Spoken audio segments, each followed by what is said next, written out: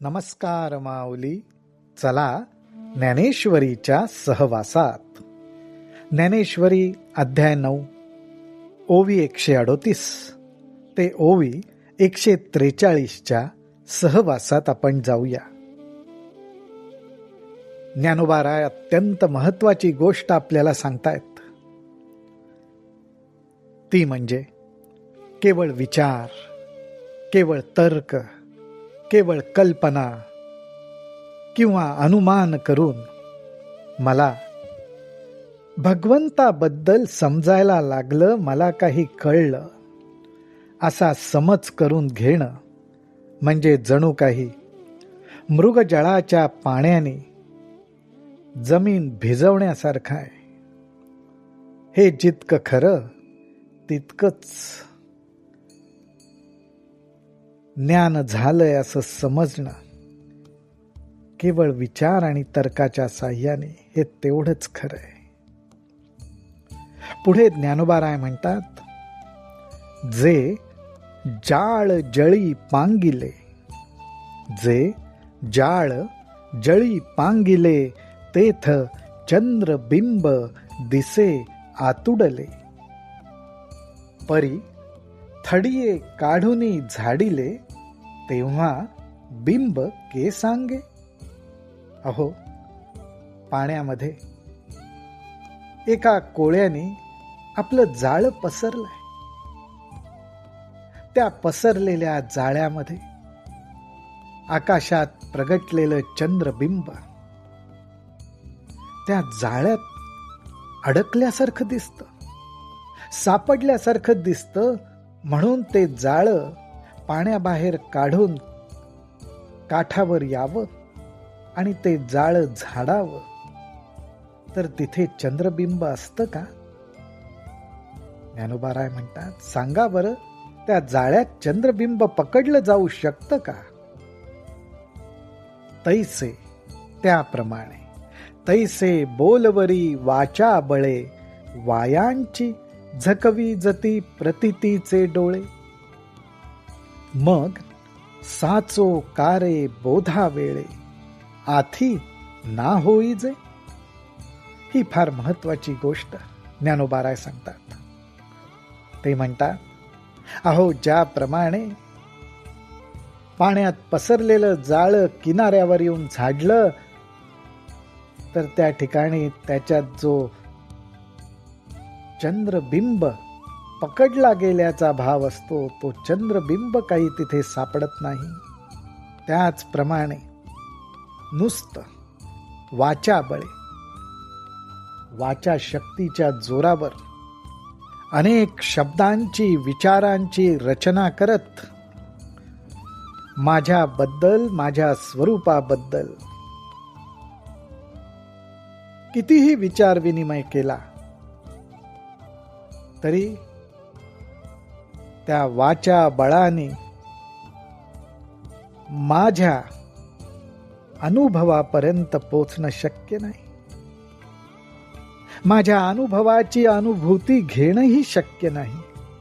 वायांची झकवी जती प्रतितीचे डोळे, प्रतितीचे डोळे अनुभवाच्या दृष्टीला फसवल्यासारखं आहे. त्या अनुभवाच्या दृष्टीपर्यंत वाचेचं बळ पोचूच शकणार नाही. आणि मग ज्यावेळी खरोखरच बोध प्रगट व्हायची अवस्था येईल, वेळ येईल, त्यावेळी जर शब्दाच्या साह्याने बघायला गेलं, आथी ना होईजे. शब्दाच्या साह्याने त्या बोधाचा अनुभव घ्यायला गेलं, भगवंताच्या अनुभवाची अनुभूती घ्यायला गेलं, तर तो आलाच नाही, तो अनुभव आलाच नाही आणि तो येणं शक्य नाही असं त्या ठिकाणी कळून येईल. थोडक्यात माऊली हो, वाचेचं बळ हे अत्यंत मर्यादित आहे. वाचेच्या बळाच्या साह्याने अनुभवाची दृष्टी आपण गाठू शकणार नाही. मृगजळाच्या पाण्याने ज्याप्रमाणे जमीन भिजवता येणार नाही, तसंच माऊली आपल्याला वाचा बळाविषयी सांगतायत. आणि हाच बोध, हेच अनुसंधान आपण जपावं या दृष्टीने आपल्याला सावधही करतायत. पुढे भगवंत काय म्हणतात? किंबहुना भवा बिहाया आणि साचे चाड आथी जरी मिया, तरी तुम्ही गा उपपत्ती इया जतन कीजे. अहो, किंबहुना भवा बिहाया. अहो, एखाद वेळेस तुम्हाला या भवाचं, भवसमुद्राचं, अर्थात या संसाराचं मनात भय वाटेल, अंतःकरणात भीती प्रगट होईल. परंतु त्याचबरोबर आणि साचे चाड आथी जरी मिया, पण त्याचबरोबर माझं स्वरूप समजावं अशी सुद्धा खरोखर मनात इच्छा असेल, साचे चाड मनापासून जर अशी इच्छा असेल, तर मी तुम्हाला आत्ता जे सांगितलंय त्यावर नीट विचार करून मनामध्ये त्या बोधाचं जतन करून ठेवा. थोडक्यात भगवंत सांगतायत, त्यांचं सगुण रूप जे त्यांनी प्रकृती मातेच्या आधारे, जी प्रकृती त्यांच्याच अधीन आहे, त्या प्रकृतीच्या स्वाधीन न होता ते स्वरूप, ते मूळ, निरुपाधिक, निराकार, निर्गुण असं स्वरूप ते तसंच जपून भक्तांसाठी प्रकृतीच्या गुणांनी सगुण रूप धारण करतात. पण ते सगुण रूप, ते साकार रूप आणि त्यांचं निराकार, निरुपाधिक, निर्गुण रूप ह्याच्यात कुठलाही भेदभाव नसतो. ज्याप्रमाणे जीवसृष्टीत भूत प्रकृतीच्या साह्याने प्रगट होतात, भगवंतांचं प्रगट होणं तसं नसतं. त्यांच्या मूळ स्वरूपाला कुठल्याही प्रकारे बाधा येत नाही. परंतु ज्यांना भगवंतांचा हा ऐश्वर्य योग समजत नाही, त्यांची अवस्था कशी असते तर भगवंत म्हणतात, एरवी एरवी दिठी वेधली कवळे, तै चांदणिया ते म्हणे पिवळे, तेवी माझा स्वरूपी निर्मळे देखाल दोष. अहो, ज्याप्रमाणे कावीळ झाल्यास डोळ्यांना सुद्धा सगळं काही पिवळं दिसायला लागतं. जे स्वच्छ आहे, आपापल्या रंगांनी नटलेलं आहे, पण ती सगळी सृष्टी सुद्धा ह्या डोळ्यांना पिवळी दिसते. चांदण्यांचा प्रकाश कसा शुभ्र आहे, शुद्ध आहे, पण तोही पिवळा भासतो.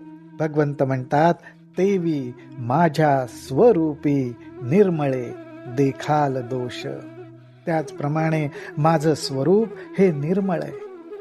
परंतु तुम्हाला जर रोग झाला असेल तर त्या निर्मळ माझ्या स्वरूपाच्या ठिकाणी सुद्धा तुम्ही दोषच बघाल. अशी ही अज्ञानी अवस्था असते. त्याबद्दल भगवंत सांगतायत. अजून एक उदाहरण ते देतात. ते म्हणतात, ना तरी ज्वरे विटाळले मुख, ना तरी ज्वरे विटाळले मुख, ते दुधाते म्हणे कडू विख, तेवी अमानुषा मानुष मानाल माते. अहो, ज्याला ज्वर झालाय, ज्याला अंगामध्ये ताप भरलेला आहे, त्याच्या तोंडाची चव जाते, सगळं कडू लागतं.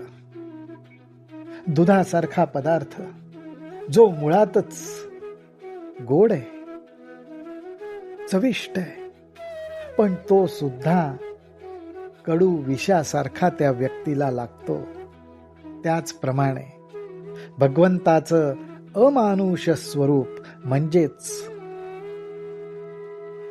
मनुष्य धर्माला जीव, पंचभूतात्मक, अहंकार, मन, बुद्धी असे जे सगळे नियम लागू आहेत, अशा बंधनात हा जो जीव पडलेला आहे, मनुष्य देहाच्या रूपात येतो, पण हे मनुष्य धर्म त्या भगवंताच्या स्वरूपाला नसतात. त्याचं स्वरूप हे मनुष्य स्वरूपाच्याही पलीकडचं आहे. परंतु अशा त्या अमानुष स्वरूपाला सुद्धा केवळ एका जीवासारखं बघणं हा दोष. जणू काही ज्याप्रमाणे ज्वर झालेल्या माणसाला सगळं कडू लागतं, तेच भगवंत सांगतायत. भगवंतांचं सगुण स्वरूप आणि भगवंतांचं निर्गुण निराकार स्वरूप एक सारखंच आहे, एकच आहे.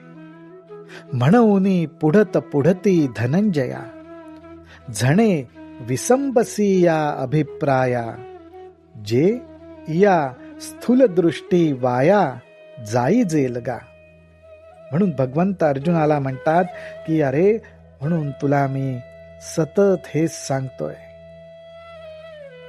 की माझ्या सगुण रूपाला सुद्धा तू ज्याप्रमाणे मनुष्य लोक स्थूल दृष्टीने म्हणजेच एक प्रकारे ह्या आपल्या चामड्याच्या दृष्टीने सगळ्या जीवसृष्टीला बघतात, ह्या जगाला बघतात, त्याप्रमाणे माझ्याकडे पाहण्याची चूक करू नकोस.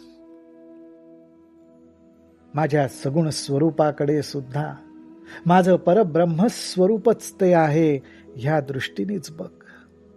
तिथे कुठलाही भेदभाव करू नकोस. माझ्या म्हणण्याचा अभिप्राय हा एवढाच आहे, एवढं मात्र तू पक्क स्मरणात ठेव.